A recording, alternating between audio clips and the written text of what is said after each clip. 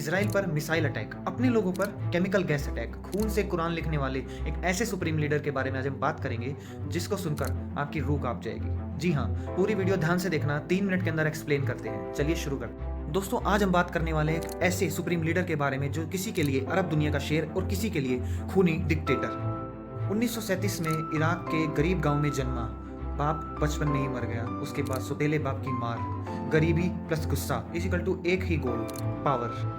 1950 में bath party join की, 1959 में पीएम को मारने की कोशिश, लेकिन वो यहाँ फेल होता है। उसके बाद वो इजिप्ट भाग जाता है, फिर वो वापस आता है और 1979 में Saddam became the president of Iraq. विकास दर का राज, लिटरेसी रेट पूरे मिडिल ईस्ट में इराक की टॉप, ऑयल रिजर्व से पूरे इराक की काया पलट कर डाली, schools, hospitals, education, health care, इसके अलावा वुमेन एजुकेशन, वुमेन एम्पावरमेंट पे पूरा ध्यान दिया गया। लेकिन प्रॉब्लम एक ही थी अपोजिशन पार्टी के लोगों के लिए, या तो वो जेल में या उनकी डेथ। फिर यहाँ पे आता है इसराइल अटैक। 1991 में गल्फ वार के दौरान सद्दाम ने इसराइल पर स्कूड मिसाइल से जबरदस्त अटैक किया। हालांकि डैमेज इसराइल को बहुत ही कम हुआ, लेकिन सद्दाम का क्लियर पॉलिटिकल मैसेज था अमेरिका और इसराइल के लिए कि वो अमेरिका और इसराइल से बिल्कुल नहीं डरने वाला। उसके बाद सद्दाम ने अल मरिक नाम का एक मॉस्क भी बनवाया। फिर बात आती है अपने खून से कुरान लिखवाने के बारे में। जी हाँ, 1997 में सद्दाम हुसैन ने अपने ही ब्लड से कुरान लिखवाई। टोटल 27 लीटर ब्लड लगा और 600 पन्ने की कुरान लिखी गई। उसके बाद सद्दाम के जो सपोर्टर्स थे उन्होंने उसे डिवोशन बोला, और जो सद्दाम के हेटर्स थे उन्होंने उसे रिलीजियस ड्रामा कहते हुए क्रिटिसाइज किया। उसके बाद 2003 के बाद वो खून से लिखी हुई किताब गायब हो गई। अब बात करते हैं डार्क ट्रूथ के बारे में। जी हाँ, ईरान इराक वॉर 8 साल तक चला, लाखों लोग मरे।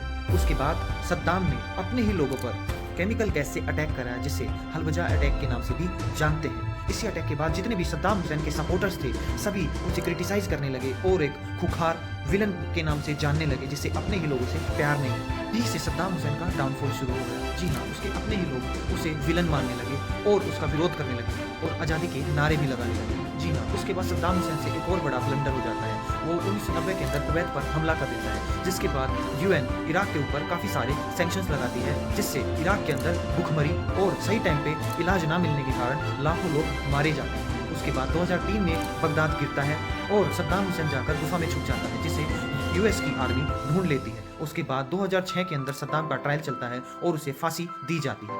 सद्दाम के जाने के बाद लोग सोचते थे कि शांति आएगी, लेकिन हुआ बिल्कुल उल्टा, यानी चाओस, शिया सुन्नी कॉन्फ्लिक्ट, और उसके बाद अल कायदा और आईसिस का उदय।